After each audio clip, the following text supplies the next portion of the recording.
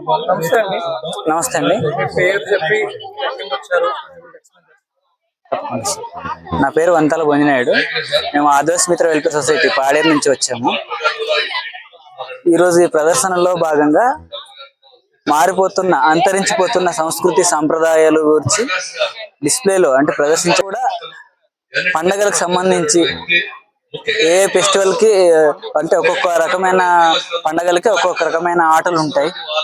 ఆటల్లో ఈ musical instruments ఇవన్నీ వాడతాం.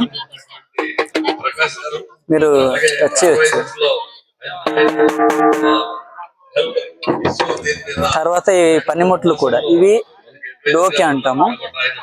ఇవి సపరేట్ గా ఒక చెట్లు తీగజాతి చెట్లు పుడుతుంది. ఇవి జీరుకళ్ళు కానీ మంచినీళ్ళు తాగడానికి కానీ యూజ్ చేస్తాం. అంటే ఇప్పుడు అందరికీ డ్రింకింగ్ వాటర్ ఫెసిలిటీస్ ఉన్నాయి. కొండల్లో నుంచి ఊటల దగ్గర తీసుకుంటాం కదా, ఏవైనా కీటకాలు ఏమైనా పురుగులు కానీ ఏమైనా ఉంటాయి కదా, అవన్నీ కిందకి రాకుండా ఇవి అడ్డుకుంటుంది అనమాట. ఫ్రెష్ వాటర్ ఇటు నుంచి వస్తాయి. అలాగే అంబలి కానీ ఏమైనా తాగడానికి యూజ్ చేస్తాం.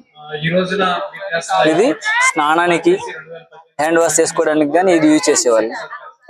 తర్వాత ఇది జీరుకల్లు, దీనిలో వేడి చేసుకుంటాం. జీరుకల్లు అనేది వేడి చేసుకుని తాగుతాం కదా, దానికి యూజ్ చేస్తాం అన్నమాట. నరిగే అంటే ఇది కూడా పండగలు పెళ్లిళ్ళు ఆ టైంలో యూజ్ చేస్తాం.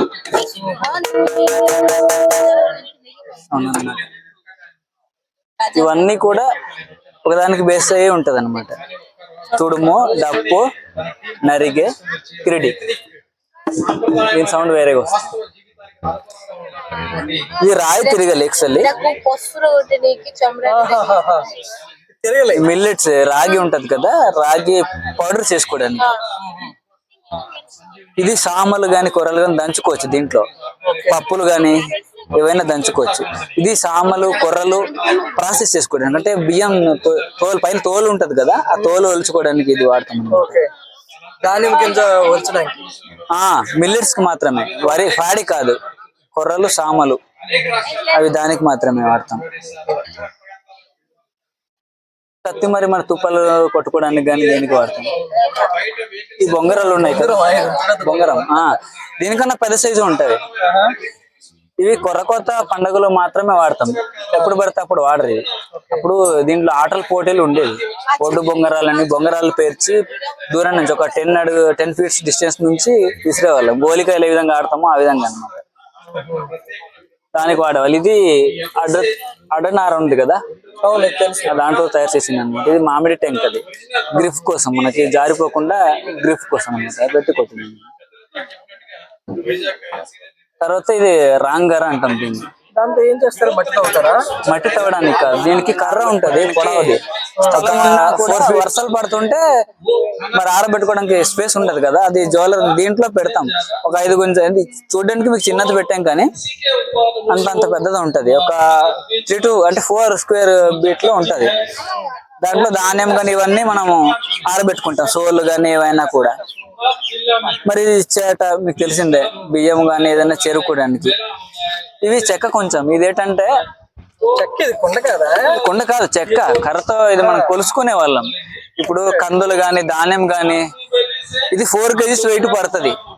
దీంతో 4 కుంచెలు, అదే 4 kgs అంటే కొంచెం కిందన గుర్తిస్తాం అనమాట. దీంతోనే మనం ఇప్పుడు కందులు గాని ధాన్యం గాని ఎవరికి ఇవ్వాలన్నా పుచ్చుకోవాలన్నా దీంతోనే పుచ్చుకుంటాం. ఇది బొయ్యకుండ అంటారు. దీని ఏంటంటే పెళ్లికి డెకరేషన్ కి యూజ్ చేస్తాం అనమాట. ఇది బొయ్యకుండలు. బోనం, ఇది మనము కొత్త ధాన్యం ఇంటికి తెచ్చుకోవడానికి గాని ధాన్యం కోతకు గాని ఇంట్లో ఉన్న బియ్యాన్ని పెట్టి దేవుడికి నైవేద్యంగా పెట్టిన తర్వాత పంట కోత గాని పొలం నాట్లు వేయడానికి గాని బోనం పిడతలు వాడతాం. ఇవి అడ్డా లీఫ్ ఉంది కదా, దాని తాలూకు తాడు, అడ్డాకు చెట్టు అనమాట. ఈ తాడులో ఇది ఉంటది, ఈ తోలు ఉంటది కదా, ఈ తోలే ఈ తాడు అనమాట. అడ్డాకు తోడు తాడుతుందన్నమాట. చివరికి పేనుకుంటాం అనమాట. ఇవన్నీ మరి కొలతకు వాడేది. ఈ బుట్లు గాని ఇవన్నీ కూడా మనం ఏదైతే పండించే పంటలకి కందులు గాని వలసలు గాని అలాంటివన్నీ కూడా కొలుసుకోవడానికి, ఎవరికైనా ఇచ్చిపుచ్చుకోవడానికి, మార్కెట్ చేసుకోవడానికి కానీ తోప గరిటె. అప్పుడు మరి మిల్లెట్ తోపకి వెళ్తున్నాం కదా, మన అప్పుడు స్టీల్ అనేది ఉండేది కాదు కదా, ఆ టైంలో ఈ కర్రతోనే మనం తెలుగుతాం అనమాట. పెనం, ఇది పెనం అంటే పుల్ల చారు తయారు చేసుకుంటాం కదా, అప్పుడు ఆయిల్ ఉండేది కాదు కదా, ఆ టైంలో ఇలాంటి పెనంను పొయ్యి మీద పెట్టేసి ఉప్పు కారం కానీ డైరెక్ట్ గా అది రాయిలో నూరుకొని, కారం అంటే పచ్చిమిరపకాయలు కానీ ఎండుమిర్చి కానీ నూరుకొని దీంట్లో పాడేసుకుంటే మరిగితాం అనమాట. మరిగించిన తర్వాత తింటే ఆ టేస్ట్ వేరేగా ఉంటది. ఇలాంటి పెనం అంటారు దీన్ని వాడుకుంటాం అనమాట. మూత కాదు, పెనమే ఇది. మూతలు ఇంకా సన్నగా పలసగా ఉంటది. కొడవలి ఇది ఉంది కదా, ఇన్స్ట్రుమెంట్స్ పనిముట్లు, ఫార్మింగ్ తర్వాత ఆ? పనిముట్లు, వేట సామాన్లు, ఈట గాని వెల్లు బద్దలు గాని. ఇది ధాన్యం దంచుకునేది. అందులో దంచుతారులాగా.